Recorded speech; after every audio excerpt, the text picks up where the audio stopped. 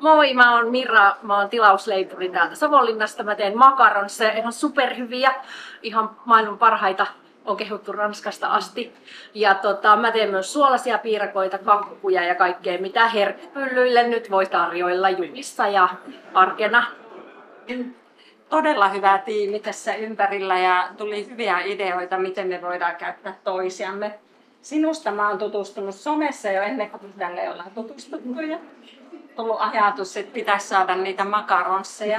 Mä luulen, että mä maanantaina joudun käymään teitä siellä, tai siellä illassa. Ja mun vierellä täällä löytyy nämä ihanat kolmottaret, jotka täydentävät toisiaan. He ovat Juvan optiikan tytöt ja sitten täällä äiti. Ja he on ihan superenergisiä, ainutlaatuisia ja tällaisia perheyrityksen likkoja kaikki. Ja he tekevät täällä täydellä sydämellä Savonlinnassa töitä. Käsityötä, silmälaseja, kehyksiä, linssejä, hiontaa, kaikkea. Ihan mahtavat tyypit, käykää tutustumassa heidän yritykseen.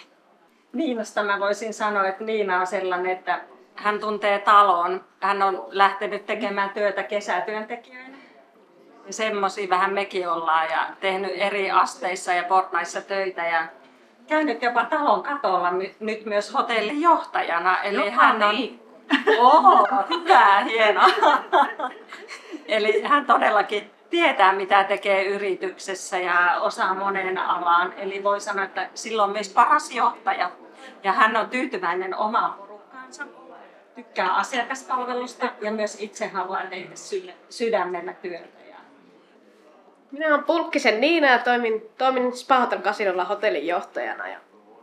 Ja tosiaan ollut talossa pitkään yli 10 vuotta ja aloittanut sieltä respasta ja sitten kun on semmoinen, että ei osaa olla puuttumatta asioihin, vaan tahto olla joka asiassa mukana, niin on kyllä tullut joka osasto ja kaikki meidän työtehtävät tosi tutuiksi. Se oli hyvin sanottu, kun sä sanoit, että moni voi kuvitella hotellinjohtaja korkokengissä, jakkupuku päällä, mutta voi olla normaalit työkengät jalassa ja touhuta koko talo ja se on hienoa, että on yksityisellä ketjulla töissä ja jokainen teidän hotelli on yksilö. Ja sitten Niina tuolta kasinolta, superenerginen, yrittäjähenkinen, mahtava tyyppi, tiimin vetäjä. Hänellä on ihan mahtava porukka tuolla kasinolla töissä. Pitäkää teidän oma pössis siellä ihan tosi hyvänä. Teille tulee kesällä ihan superhienoja vieraita.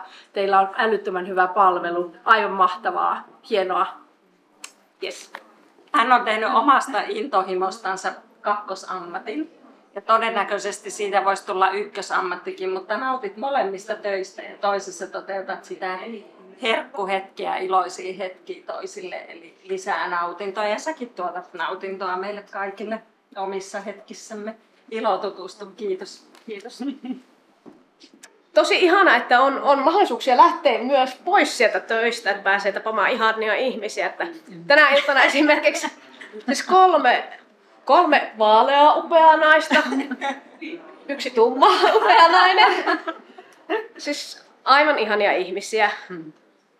Ja oikeasti miten he myy työkseen, niin se kyllä huomaa, että kyllä se on heille tosi luontaista, että kyllä he meidät molemmat nappasi jo silmälasikaupoille tästä heti maanantaina. Mutta ihana energia, mikä näistä kaikista naisista välittyy, niin me ollaan hyviä. Ilo tutustua. Mä oon Skytte Tanja ja oon opiskellut talouden puolta, mutta sitten asiakaspalvelu on kiehtonut ja myöskin näkeminen. Ja sitten se näkeminen sana on aika hauska, että voidaan nähdä kahdessa merkityksessä, että on kiva tavata toinen toisiamme, mutta sitten on myöskin hyvää nähdä hyvin. Ja sitten, että sillä näkemisellä voi tuoda myöskin itsevarmuutta tai sitä vahvistaa omaa persoonaa, niin se on todella tärkeää. Ja hänestä voi sanoa, että hänellä on upeat tähtisilmät tällä meidän sokerileipurina, niin kuin sinulla on tähtisilmät. Ja sitten se on jännä, että sitten jotenkin haluaa helpottaa myös niitä silmien hyvinvointia. Se, miten me tultiin Savonlinnaan, niin se oli semmoinen muutaman päivän juttu. Ja tein tarjouksen lopettaneesta liikkeestä ja sitten tuli lakitoimistosta kirje ja soitto, että teidän tarjous on hyväksytty, niin silloin alkoi niin kuin keinuttaa, vaikka ei istunut keinutuolissakaan.